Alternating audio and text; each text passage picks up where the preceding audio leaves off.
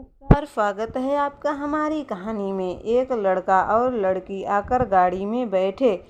लड़का खुद गाड़ी ड्राइव कर रहा था और लड़की उसके बगल में चुपचाप बैठी हुई बाहर की तरफ देखे जा रही थी। पूरे रास्ते कार में खामोशी ही रही। जब कार लड़की के घर से बाहर कुछ दूर पर ही थी तो अचानक लड़के ने गाड़ी रोक दी। लड़की ने कन्फ्यूजन में बाहर देखते हुए कहा, जी आपने गाड़ी क्यों रोक दी है? अभी मेरा घर नहीं आया है। लड़के ने एक नज़र लड़की को देखा, फिर कार के डैशबोर्ड से कुछ पेपर्स निकालकर उसकी गोद में रख दिए। लड़की उन पेपर्स को देखकर झिझकते हुए पूछती है, ये क्या, पढ़ी लिखी नहीं हो क्या? खुद ही पढ़ लो, क्यों नहीं देख लेती कि ये क्या है? लड़का अपनी रूखी आवाज़ में एटीट्यूड के साथ लड़की की तरफ देखते हुए कहता है। लड़की पेपर्स उठाकर पढ़ने लगती है। जैसे ही वो पहली लाइन पढ़ती है उसके होश उड़ जाते हैं। Contract of divorce. उसके हाथ से पेपर्स नीचे गिर जाते हैं। वो हैरानी से उस लड़के की तरफ देखती है। लड़का उसको नज़रअंदाज करके सामने की तरफ देखते हुए बड़े ही एटीट्यूड के साथ बोलता है, चलो मैं ही तुमको बता देता हूँ कि इन पेपर्स में क्या लिखा है। मेरे लिए ये शादी कोई मायने नहीं रखती है। मुझे तो ये शादी सिर्फ अपने डैड की खुशी के लिए करनी पड़ी है। ये हमारे पेपर्स डाइवोर्स के पेपर्स हैं, जो एक कॉन्ट्रैक्ट भी है। 1 साल तक हम दोनों इस शादी में रहेंगे। तुम्हारी मर्जी हो या ना हो, तुमको इस 1 साल में मेरी मर्जी के मुताबिक रहना ही पड़ेगा। तुम्हें मेरी सभी बातें माननी ही पड़ेंगी। 1 साल के बाद हमारा डाइवोर्स हो जाएगा। इसके बदले में मैं तुम्हें मुँह मांगी कीमत दूंगा। डाइवोर्स के बाद तुम अपनी ज़िंदगी अपनी मर्जी से जी सकती हो। उसके बाद तुम्हारा मुझसे कोई लेना देना नहीं होगा। 1 साल तक तुम मेरे मॉम डैड की बहू बनकर रहोगी। मेरी वाइफ बनने की सोचना भी मत। बाहर तुमको ये सब दिखाओगी कि तुम मेरे साथ बहुत खुश हो। बाहर हम दोनों एक हैप्पी मैरिड कपल की तरह रहेंगे, बट कमरे के अंदर हम अजनबी रहेंगे। फिर थोड़ा रुककर लड़के ने लड़की की बाजू पकड़कर अपनी तरफ खींचते हुए उसकी आंखों में आंखें डालकर गुस्से भरी आवाज़ में कहता है, सबसे ज़रूरी बात, इस कॉन्ट्रैक्ट के बारे में तुम किसी को कुछ भी नहीं बताओगी। अगर इसके बारे में किसी को भनक भी लगी तो तुम सोच भी नहीं सकती कि मैं तुम्हारे साथ क्या करूँगा। और उसका हाथ झटके से छोड़कर वापस अपनी सीट पर सही से बैठ जाता है और सामने की तरफ देखने लगता है। लड़की के कानों में जैसे जैसे लड़के की बातें पड़ रही थीं वैसे वैसे वो अंदर से टूटती जा रही थी। उसकी आंखों से लगातार आंसू बहते जा रहे थे। उसको समझ ही नहीं आ रहा था कि अचानक से उसके साथ ये क्या हो रहा है। उसको एक पल भी को तो लगता है कि कोई सपना देख रही है, पर तभी उसको अपने गोद में रखे वो पेपर्स दिखाई देते हैं जो अभी उसके हाथ से छूटकर उसकी गोद में गिर गए थे। तब उसको एहसास होता है कि ये कोई सपना नहीं है। वो उन पेपर्स को एक बार फिर से देखती है। उसको कुछ पल को समझ नहीं आ पाता कि वो क्या करे। फिर अचानक उसको अक्षत पर गुस्सा आने लगता है। प्यारी सी एक लड़की जिसका नाम जानवी राजवंश है, आज तो सुबह जल्दी तैयार होकर नीचे मंदिर की तरफ भागकर चली जा रही थी कि तभी उसके सामने एक मिडिल एज लेडी आती है। जानवी जल्दी से उनको गले लगा लेती है और उनके गाल पर एक किस कर बोलती है, गुड मॉर्निंग माँ।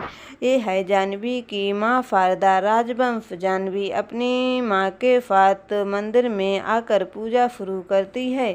जानवी भगवान की बहुत बड़ी भक्त है। उनकी पूजा अर्चना के बिना उसके दिन की शुरुआत नहीं होती है। जाह्नवी अपनी मधुर धुन आवाज़ में दुर्गा चालीसा का पाठ करती है। दुर्गा चालीसा पाठ करने के बाद जाह्नवी पीछे मुड़कर देखती है तो उसको अपने पीछे उसकी माँ के साथ पापा, उसकी दादी और दादाजी और उसके बड़े भाई और उसकी वाइफ हाथ जोड़े खड़े दिखते हैं। जाह्नवी सबको आरती देती है और वापस आरती की थाल को मंदिर में रख कर सबके साथ हॉल में आ जाती है। माँ, मुझे आज कॉलेज जल्दी जाना है, जाह्नवी ने हॉल में आते हुए माँ से कहा और बाहर आकर अपने दादा के पास बैठ गई। दादाजी ने उसके सर पर प्यार से हाथ फेरते हुए पूछा कि क्या आज कॉलेज में कुछ स्पेशल है?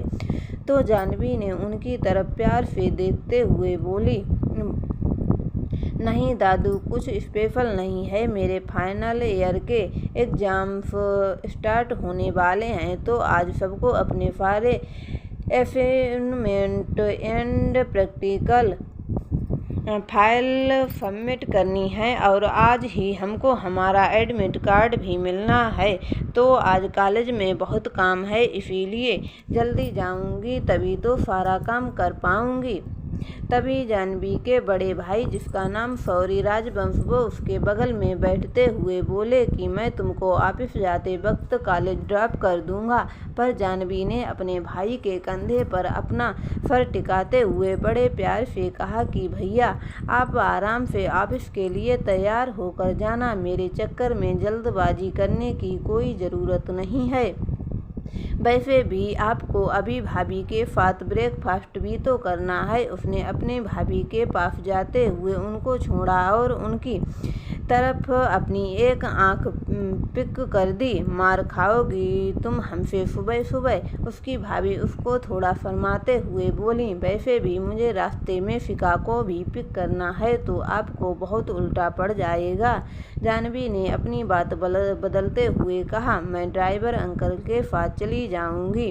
तभी किचन से बाहर आते हुए शारदा जी सबको नाश्ते के लिए आवाज़ देती हैं तो डाइनिंग टेबल पर आकर बैठ जाते हैं और सब साथ में मिलकर नाश्ता करके अपने अपने रूम में रेडी होने के लिए चले जाते हैं। और हमारी जाह्नवी सबको बाय बोलकर कॉलेज के लिए चली जाती है। रास्ते में एक जगह रोड पर जाम लगा हुआ था तो जाह्नवी की कार रुक जाती है। जाह्नवी ड्राइवर से पूछती है कि क्या हुआ अंकल, गाड़ी क्यों रोक दी है? तो ड्राइवर बाहर की तरफ देखते हुए बोलता है कि बेटा, शायद आगे किसी का एक्सीडेंट हुआ है और इसीलिए रोड पर जाम लगा है। जाह्नवी कार से उतरकर आगे बढ़कर देखने के लिए जाती है तो उसको एक मिडिल एज लेडी उसकी माँ की उम्र की लगभग रोड पर बेहोश पड़ी दिखाई देती है। आसपास लोग भीड़ कर जमा कर बातें करने में लगे हुए थे और कुछ बदतमीज लोग तो अपने फ़ोन में वीडियो भी बना रहे थे, पर कोई उनकी मदद के लिए आगे नहीं आ रहा था। जाह्नवी जल्दी से उस बेहोश लेडी के पास गई और उनकी पर्स चेक की। तभी वो जोर से चिल्ला कर बोली, आप इनको हॉस्पिटल नहीं ले जा सकते तो इनकी कोई मेरी कार तक पहुंचाने में मेरी हेल्प तो कर ही सकते हो। उसकी तेज़ आवाज़ सुनकर उस भीड़ में से दो लड़के आगे आए और उस लेडी को उठाने में जाह्नवी की मदद करने लगे। जब तक जाह्नवी का ड्राइवर भी जाह्नवी के पास ही आ गया था। उन सब ने मिलकर उस लेडी को कार की बैक सीट पर लिटाया। फिर जाह्नवी उसके सर को अपनी गोद में रख कर कार में बैठ गई और ड्राइवर से जल्दी हॉस्पिटल चलने को बोला। जल्दी ही उनकी कार हॉस्पिटल के सामने आकर रुक गई। जाह्नवी जल्दी से बाहर निकली और एक हॉस्पिटल स्टाफ से स्ट्रेचर से कर आने के लिए कहा और स्टाफ की मदद से उनको हॉस्पिटल के अंदर ले गई। उसने डॉक्टर को सारी बात बताई और उनको चेक करने के लिए कहा। तब तक डॉक्टर उस लेडी को चेक कर रहे थे। तब तक जाह्नवी ने रूम से बाहर आकर अपनी फ्रेंड फ़िका को फ़ोन करके सारी बात बताई और कहा, फ़िका यार प्लीज़ तू हॉस्पिटल आकर मुझसे असाइनमेंट और प्रैक्टिकल फाइल्स लेकर कॉलेज चली जा और प्रोफेसर को सारी सिचुएशन के बारे में बताकर उनको सबमिट करने की कोशिश कराइए, जब तक मैं इन आंटी की फैमिली के बारे में पता करने की कोशिश करती हूँ। जैसे ही इनकी फैमिली से कोई आ जाएगा तो मैं भी जल्दी से कॉलेज आ जाऊँगी, तब तक तू वहाँ पर सब संभाल लियो। जाह्नवी वापस रूम के अंदर जाकर डॉक्टर से बात करती है तो डॉक्टर उसको बताते हैं कि इनका बीपी काफ़ी लो हो गया है, जिसकी वजह से ये बेहोश हो गई हैं और ये काफ़ी वीक भी लग रही हैं। हमने इनको इंजेक्शन दे दिया है एंड अभी इनको ड्रॉप लगा दी है और जल्दी ही इनको होश आ जाएगा।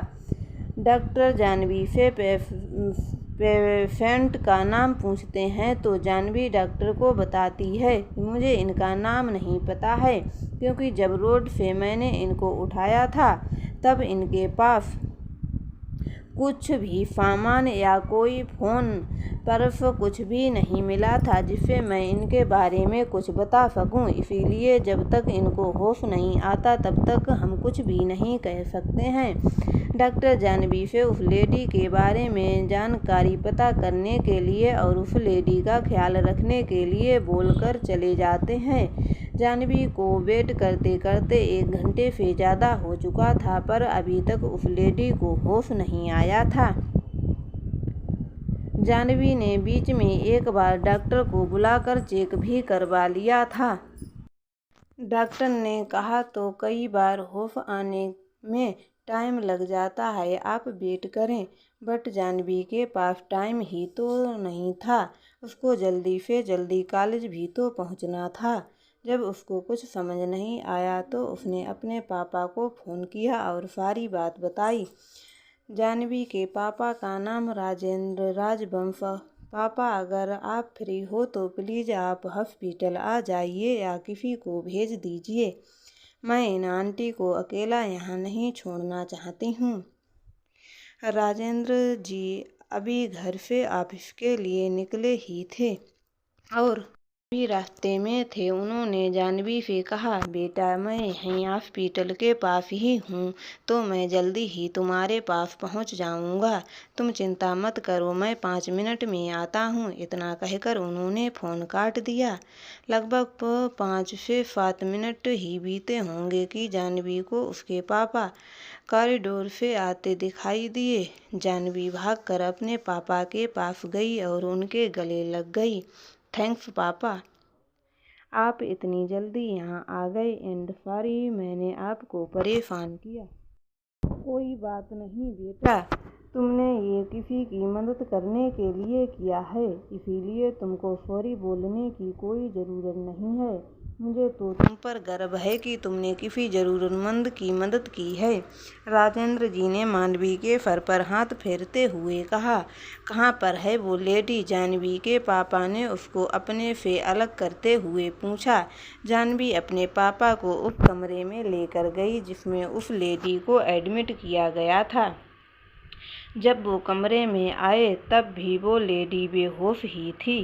जाह्नवी अपने पापा के आगे चल रही थी, इसीलिए कमरे में पहले जाह्नवी आई, उसके पीछे पीछे उसके पापा भी कमरे के अंदर आ गए।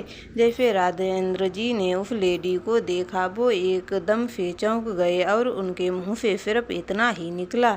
जाह्नवी ने पीछे मुड़कर कन्फ्यूजन में अपने पापा को देखा।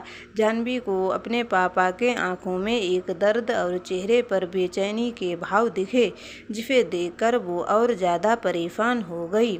जाह्नवी ने धीरे से अपने पापा के बाजू को पकड़कर आया और उनसे पूछा, पापा ये गायत्री कौन है और आप इन आंटी को जानते हो क्या? जाह्नवी के हिलाने से राजेंद्र जी अपने होश में वापस आए। उन्होंने जल्दी से अपनी आंखों में आए आंसुओं को साफ किया और जाह्नवी की तरफ देखे बिना उस लेडी के बेड के पास बढ़ गए। राजेंद्र जी उस लेडी के बेड के पास रखे स्टूल पर जाके बैठ गए और अपने हाथों से उस लेडी के हाथ को पकड़ लिया और धीरे से बोले, ये हैं गायत्री, मेरी बहुत पुरानी दोस्त। हम कॉलेज में साथ में ये तुम्हारी माँ की जान से भी ज़्यादा प्यारी और बहनों से भी ज़्यादा करीबी दोस्त हैं। जानवी अपने पापा की बात सुनकर चौंक गई। उसने अपने पापा के कंधे पर हाथ रखकर कहा, पापा, ये वही आंटी हैं जिनके बारे में माँ कई बार हमको अपने बचपन की स्टोरीज में बताती थीं। राजेंद्र जी उसकी बात सुनकर धीरे से हाँ में सर हिला देते हैं। तो दोस्तों, आपको हमारी ये कहानी कैसी लगी हमें कमेंट में ज़रूर बताएं एवं हमारे चैनल को सब्सक्राइब ज़रूर करें। धन्यवाद।